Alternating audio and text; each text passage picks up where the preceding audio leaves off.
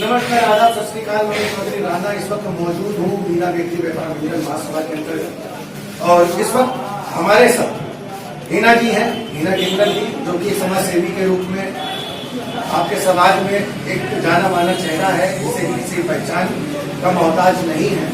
और जैसा कि आप जानते हैं 2007 में ये विधान परिषद चुनाव में भी सक्रिय रही हैं और एज अ विधायक इन्होंने पर्चा दाखिल किया था और काफी सम्मानित वोटों से पब्लिक ने इनको अपना प्यार और स्नेह दिया था। और बुद्धेश्वर महासभा में ये महामंत्री के पद पर हैं और भाजपा की एक जानी मानी कार्यकर्ता है और हो सकता है आगामी लोकसभा चुनाव में ये एक बार फिर आपके बीच उपस्थित होंगी और लगातार निरंतर ये समाज सेवा का कार्य कर रही है। तो सबसे पहले मैं होली की हार्दिक शुभकामनाएं देना चाहूंगा हिना जी को। हिना जी, आपको होली की बहुत बहुत शुभकामनाएं।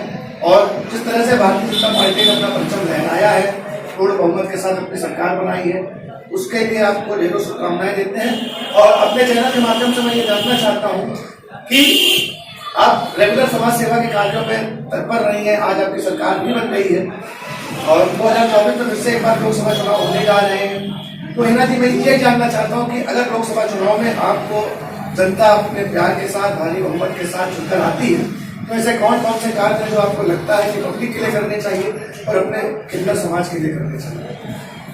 देखिए, सबसे पहले तो हम चैनल भाइयों को धन्यवाद करती हूँ, प्रणाम करती हूँ।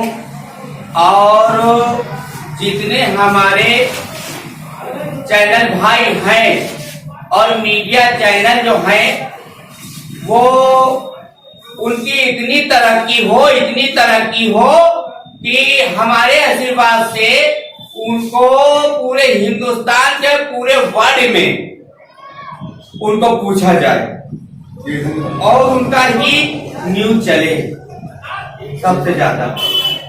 और रह गया, जैसे आपने ये पूछा हमसे, 2007 में हम मोहना विधानसभा क्षेत्र से इलेक्शन लड़े थे और हमको पब्लिक ने इलेक्शन लड़वाया था और पूरा फुल खर्चा पब्लिक ने लिया था, क्योंकि उस टाइम पे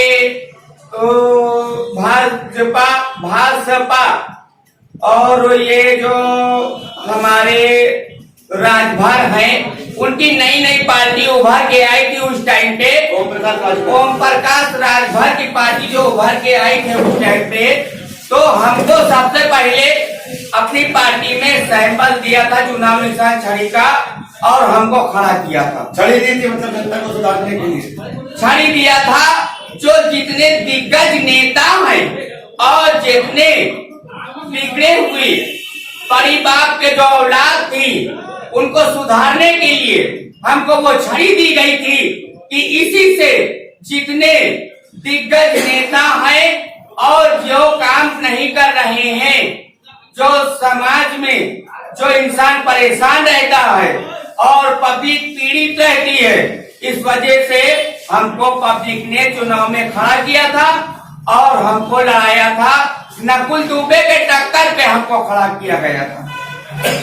जी, एक बहुत बड़ी बात है कि आज की डेट में समाज इतना जागरूक हो चुका है, इनको बहुत ही सम्मानित वोटों के साथ नकुल दुबे जैसे लोगों को टक्कर देना अपने आप में एक बड़ी बात है, क्योंकि आप लोग सभी जानते हैं कि नकुल दुबे राजनीतिक क्षेत्र में एक जाना पहचाना नाम है। इसी कड़ी में हमारे साथ गुड्डन जी भी हैं, जो कि किन्नर समाज से जुड़ी हुई है, बुद्धेश्वर महासभा से जुड़ी हुई है और रेगुलर समाज सेवा के कार्यों में तत्पर रहती है।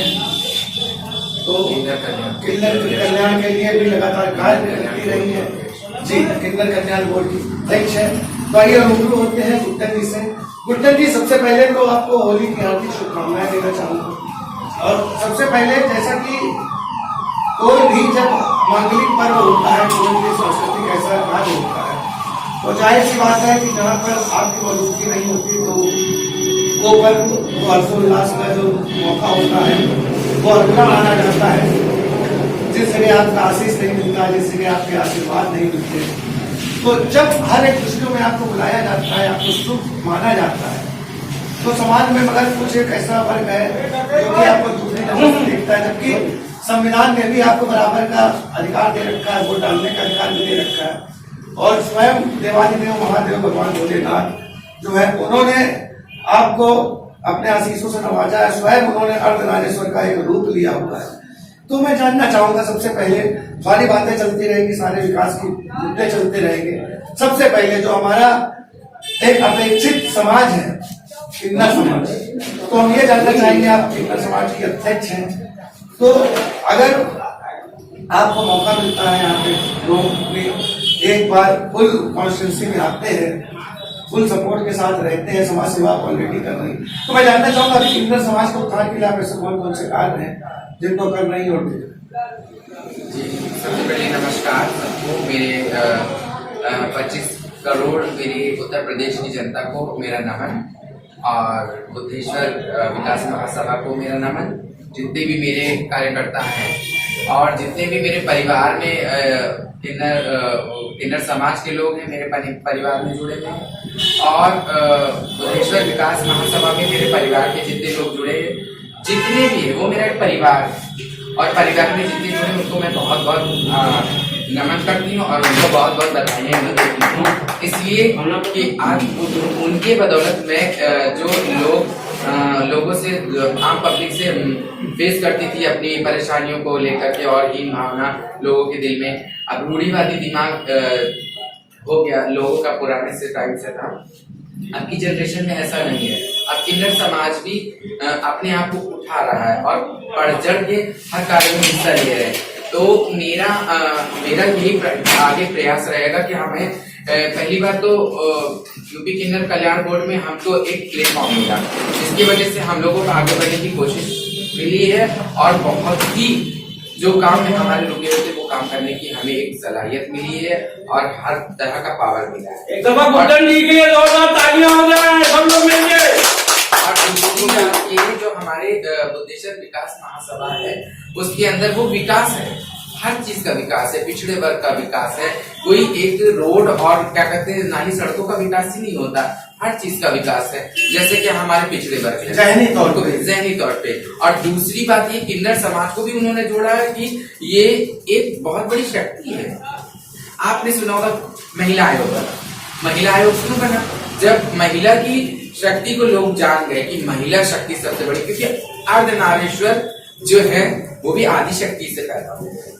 आदि शक्ति माता के अंदर वो स्त्री की जो सबसे बड़ी एक ताकत होती है वो उभर के भोलेनाथ को उन्होंने एक बड़ा सहारा दिया, तो अर्धनारीश्वर बने। और अर्धनारीश्वर को सहारा दिया किन्नर समाज ने। किन्नर समाज के देव आदिदेव महादेव हमारे भोलेनाथ है, मेरे बुद्धेश्वर बाबा है, जिनकी वजह से आज हम दुनिया में पूजे जा रहे हैं। अगर अर्धनारीश्वर नहीं होते, हमारी आदि शक्ति माता नहीं होती, दोनों अगर मिलित नहीं होते, दोनों का मिलन नहीं होता, तो हमारा आज कोई पूछने वाला नहीं होता कि किन्नर क्या होता है। अर्धनारीश्वर की वजह से पहचाने जाते हैं। बुद्धेश्वर महासभा को, विकास को मैं बहुत बड़ा धन्यवाद देना चाहती हूँ कि उस विकास की वजह से जो किन्नर समाज को जोड़ा गया है, और हमारे लिए बहुत बड़ा गौरव है ये, जो अपने साथ अपने परिवार में हमारे राजपूत भैया, शंकर राजपूत भैया ने हम लोगों को जोड़ा, हमारे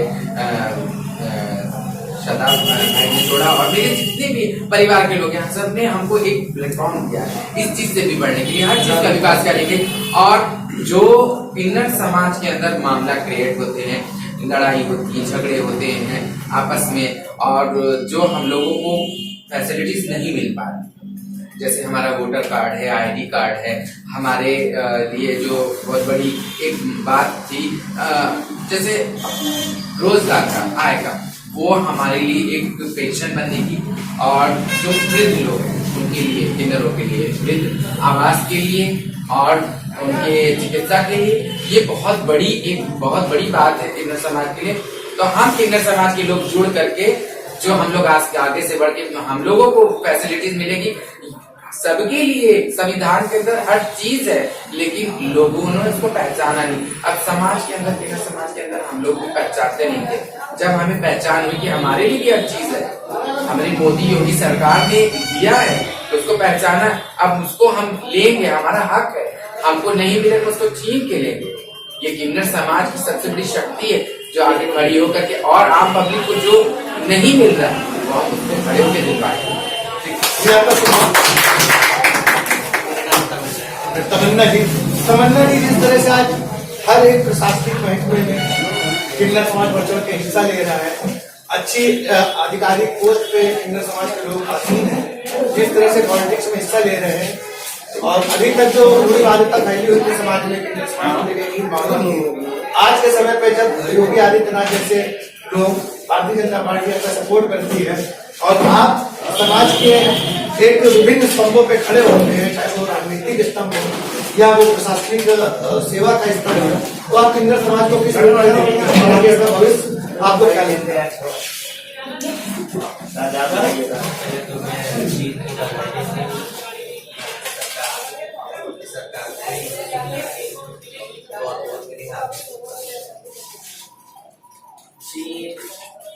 पहले तो एक प्लेटफॉर्म जैसा प्लेटफॉर्म मिला है, तो किन्नर भी जब आगे आ रहे हैं तो किन्नर को भी लोग पहचान रहे। पहले अपने जैसे वो किन्नर जो है 700 लोग समझते थे, अब वो किन्नर जो है जब जो जिस योग होगा वो अपना हक पाएगा, अब जो नहीं होगा वो तो क्या हक पाएगा? हमें चलना पड़ेगा ना अपने हक के लिए। हम जिस योग में तो अब मुझे हक मिलेगा। गवर्नमेंट तो देने के लिए बैठे, वो गवर्नमेंट कोई और नहीं, वो भाजपा सरकार है। बहुत अच्छी बात। हम उनको भी लेके चल सकते हैं। कहीं ना कहीं एक जागरूकता किन्नर समाज। जी आपका शुभ नाम? सभा जी। सभा जी, जैसा कि किन्नर समाज हर क्षेत्र में आगे बढ़ रहा है, तो कहीं ना कहीं आप जानती हैं कि समाज में योगदान देने के लिए शिक्षा का अति विशिष्ट महत्व होता है। तो किन्नर समाज में अब जो भी लोग आते हैं, नए बच्चे हैं, जैसे मान लीजिए बाई बर्थ ही होता है, जन्म सही होते हैं, तो जो न्यू जनरेशन आएगी किन्नर समाज में, तो उसे नाच गाने के अलावा क्या आप लोग उनकी शिक्षा दीक्षा पे भी ध्यान देंगे कि वो स्कूल जाएं, अच्छी शिक्षा ग्रहण करें? जो आपका एक सांस्कृतिक तौर पे जो एक मुद्दा है वो एक अलग की चीज है, लेकिन कहीं ना कहीं आपको लगता है कि किन्नर समाज के लोगों को भी शिक्षा का समान अधिकार है। आप बताएं, इस पर रोशनी डालें कि किन्नर समाज ने अभी तक इसके बारे में क्या सोचा है और आगे इस दिशा में क्या कार्य होंगे? हम ये चाहते हैं जितने भी नए किन्नर आए जी, वो अच्छे से स्कूल जाएं, पढ़ें लिखें, अच्छे से जॉब करें। जैसे हम लोग न्यूज मांगे अच्छे से पढ़े लिखे, उनको भी पूरा अधिकार मिले, वो भी अच्छे से स्कूल जा सके, अच्छे से नौकरी कर सके और अच्छे से हर कहीं जा सके। तो सभा जी, अभी यहाँ पर समाज सेवी हिना जी है, समाज सेवी गुप्ता जी है, मैं सिर्फ इतना जानना चाहता हूँ आप लोगों से कि अभी मौजूदा हालात में जो भी बच्चा जन्म लेता है किन्नर समाज के अंदर, तो आप सभी उसकी शिक्षा दीक्षा के लिए प्रयास करते हैं? ऑलरेडी हो रहा है, बड़ी बात आपने पूछी शिक्षा के लिए। देखिए, इस हम दो जनरेशन पहले की बात करें, जो हमारे किन्नर समाज के गुरु लोग थे, महागुरु लोग, वो लोग शिक्षित नहीं थे, और अब के जमाने में थोड़ी पढ़ी लिखी मैं भी, और मेरे जितने भी चेले पढ़े लिखे समझदार है, क्योंकि इसको हमको समाज को बदलना था।